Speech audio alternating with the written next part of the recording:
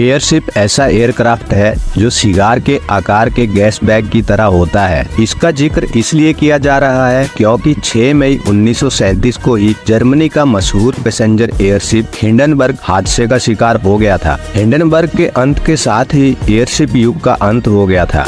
Airship America में New Jersey के पास Lakehurst naval air station पर डॉक करने ही वाला था कि उसने आग पकड़ ली और बोस्टन में उड़ान के दौरान वो हवा में ही जल गया। हादसे के वक्त विमान में कुल 97 लोग सवार थे, जिनमें से 35 लोगों को जान गंवानी पड़ी थी। कुछ लोगों ने हादसे के वक्त एयरशिप से कूदकर अपनी जान बचाई थी। जिस वक्त ये हादसा हुआ, एयरशिप 200 मीटर की ऊंचाई पर था। हिंडनबर्ग का हादसे का शिकार होना इसकी निर्माता जर्मन कंपनी डायचे जेपलिन के लिए बड़ा झटका था। उस एयरशिप को उसी साल शुरू किया गया था और इसे 2 साल तक यूरोप, ब्राजील और अमेरिका में सेवाएं देनी थी। इस एयरशिप की लंबाई 803.8 फीट और वजन करीब 242 टन था। इसके मेटल फ्रेम में हाइड्रोजन गैस भरी थी। इस एयरशिप में सोने की व्यवस्था से लेकर एक लाइब्रेरी, डाइनिंग रूम और साथ ही एक शानदार लाउंज था। इसके बावजूद ये 80 मील प्रति घंटे की रफ्तार से चलने में सक्षम था। इस हादसे में इतने लोगों की मौत के बाद से ही आग लगने के कारणों की खोज शुरू हो गई।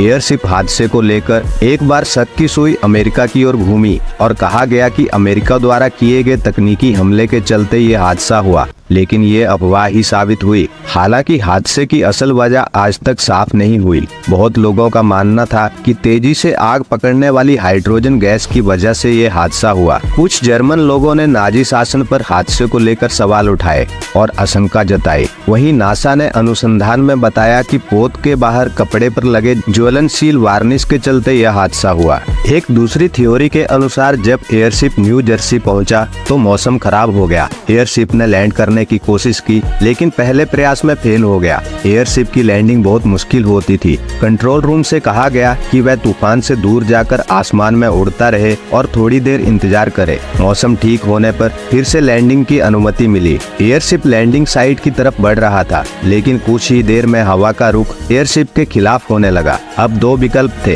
पहला, धीरे धीरे लैंडिंग साइट की तरफ बढ़ने की कोशिश हो, इसमें टाइम बहुत लगता। दूसरा, एक शार्प मोड़ लेते हुए लैंडिंग साइट पर पहुंचा जाए। हिंडनबर्ग के पायलट ने दूसरा रास्ता चुना। ऐसा कहा जाता है कि इस शार्प मोड़ लेने के चलते एयरशिप के पिछले हिस्से के कुछ स्टील के तार टूट गए, जिससे एक गैस चैम्बर को नुकसान पहुंचा। इससे गैस लीक होने लगी। लैंडिंग साइट तक पहुंचने से कुछ दूर पहले एयरशिप का पिछला हिस्सा नीचे झुकने लगा, जबकि लैंडिंग के समय एयरशिप को बैलेंस रखना पड़ता है। बैलेंस करने के लिए पायलट ने पिछले हिस्से से 3 बार पानी गिराने का ऑर्डर दिया। साथ ही सारे क्रू मेंबर को एयरशिप में आगे की ओर आने को कहा। जब एयरशिप लैंड कराया जाता है तो कुछ रस्सियां नीचे फेंकी जाती थी। इन रस्सियों से एयरशिप को नीचे खींचा जाता था। रस्सियों के सहारे एयरशिप को नीचे खींचा जा रहा था, लेकिन तभी एयरशिप के पिछले हिस्से में आग लग गई। शिप में काफी हाइड्रोजन गैस भरी थी, जिसने तुरंत आग पकड़ ली। एक झटके में एयरशिप आग का गोला बन गया। कहा जाता है कि तूफान में बिजली कड़कने से एयरशिप का बाहरी हिस्सा और अंदर के ढांचे के बीच इलेक्ट्रिक चार्ज पैदा हो गया था। इससे आग लग गई। जब आग लगी तो कई लोग डर के चलते खिड़कियां तोड़कर कूद गए थे। इस हादसे ने 30-35 सेकंड में ही 36 लोगों की जान ले ली। हिंडनबर्ग हादसे ने एयरशिप इंडस्ट्री को बर्बाद कर दिया। इस हादसे से पहले हाइड्रोजन से उड़ने वाले एयरशिप काफी लोकप्रिय थे। हिंडनबर्ग हादसे के बाद लोगों का इससे भरोसा उठ गया। एयरशिप बनाने वाली कंपनियां बर्बाद हो गई। इसके बाद कमर्शियल एयरप्लेन का चलन शुरू हुआ था। तो दोस्तों, हिंडनबर्ग एयरशिप हादसे के बारे में यह थी कुछ रोचक जानकारी। अगर वीडियो अच्छा लगा हो तो वीडियो को लाइक करें और चैनल को सब्सक्राइब करें। मिलते हैं अगले वीडियो में एक नई जानकारी के साथ।